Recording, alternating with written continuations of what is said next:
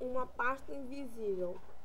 Primeiro, com o botão direito do mouse, você vai aparecer esse aqui. Você vai em novo e clica em pasta. Você bota qualquer coisa, eu vou botar um traço. Você tem que botar um nome.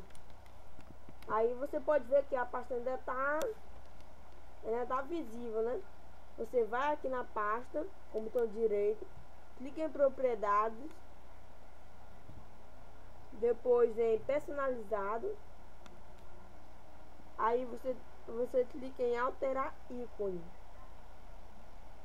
Você vai aqui, procura uma ícone invisível, escolhe, clica em OK, aplicar, OK, pronto. Você vai poder ver só isso aqui para você não se perder. Você pode deixar escondidinho em qualquer lugar.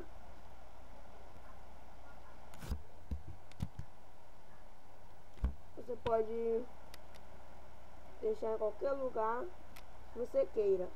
Por exemplo, eu vou botar aqui, escondido. Você quase não pode ver o olho nu, só se passar o mouse por cima.